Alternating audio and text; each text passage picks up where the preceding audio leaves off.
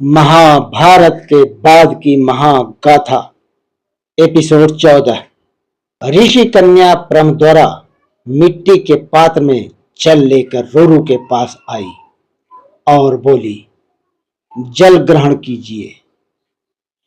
किंतु रोरू का ध्यान कहीं और था।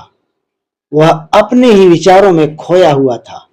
तब प्रम द्वारा पुनः बोली, जल ग्रहण कीजिए।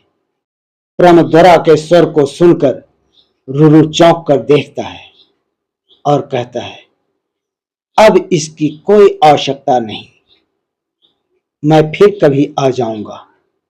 यह कहकर ऋषि कुमार रुरु उठ खड़ा हुआ और पलटकर वापस जाने लगा।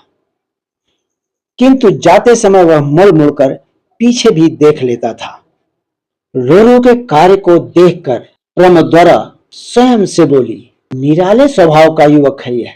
थोड़ी देर पहले इसने स्वयं जल मांगा और अब कह रहा है इसकी कोई आवश्यकता नहीं। उधर मार्ग में रुरु अपने ही विचारों में खोया हुआ मन ही मन कहता है, इस सुंदर ऋषि कन्या से मेरा विवाह नहीं हुआ तो मैं निश्चित रूप से अपने प्राण त्याग दूंगा। और अपने आश्रम में पहुंचकर वह उदास मुद्रा में बिस्तर पर लेट गया। थोड़ी देर में प्रमथ ऋषि का आगमन हुआ और उन्होंने पुत्र को उदास देखकर कहा, किस कारण तुम इतने उदास हो रहे हो पुत्र? तुम्हारे मुख की कांति निस्तेज क्यों हो रही है? उदासी का कारण स्पष्ट करो पुत्र, उदासी का कारण स्पष्ट करो। तब रुरु ने कहा, कहते हुए लज्जा का अनुभव हो रहा है पिताश्री, फिर भी लज्जाहीन होकर कह रहा हूं। ऋषि स्थूलकेश के आश्रम पर प्रमद्वरा नामक एक सुंदर कन्या है। मैं उससे विवाह करना चाहता हूं। मैं सत्य वचन कहता हूं पिताश्री, मेरी उदासी का एकमात्र कारण वह कन्या ही है।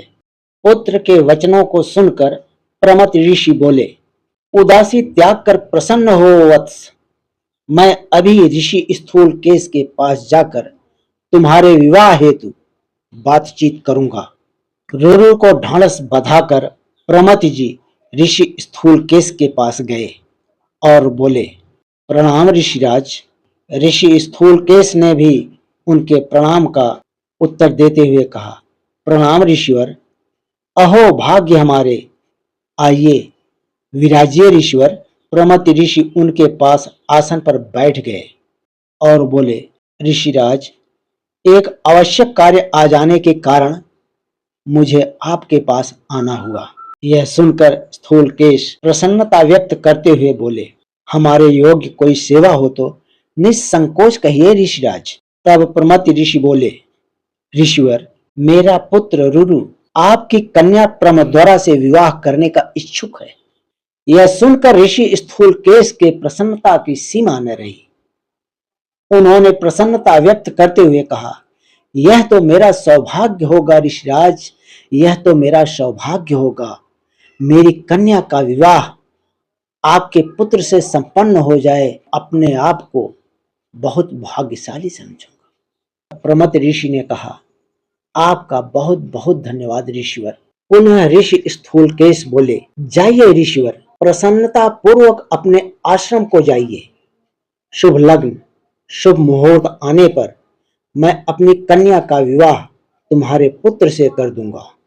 राजा परीक्षित को रुरु और प्रमद्वरा की प्रेम कथा बताते हुए शमीक ऋषि बोले, किंतु विधि का लेखा कुछ और ही था राजन। वह अपूर्व सुंदरी प्रमद्वरा संध्या होने से पूर्व आश्रम की सफाई कर रही थी। उसी समय अचानक एक काला सर्प कुंडली मारे बैठा हुआ दिखाई दिया। सर्प को देखकर वह जोर से चीखी, बचाओ बचाओ। किंतु तब तक उस सर्प ने प्रमद्वरा को डस लिया।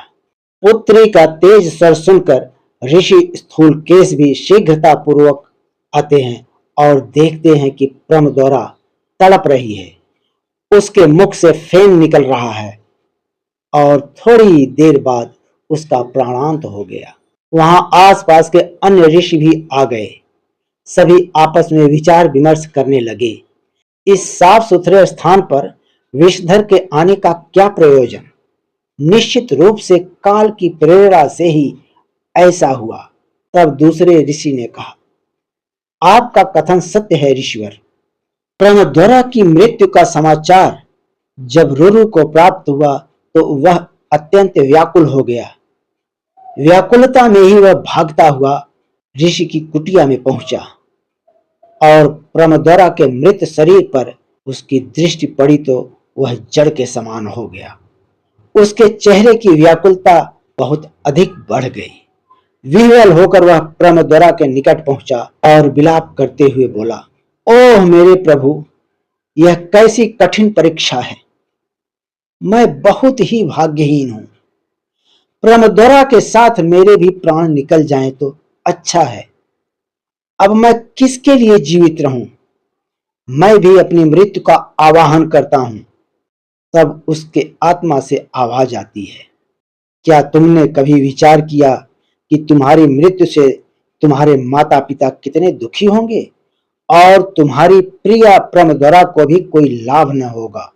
आत्मा की आवाज सुनने के पश्चात ऋषि कुमार रुरु प्रत्यक्ष में बोला, मैं क्या करूं भगवान, मैं क्या करूं?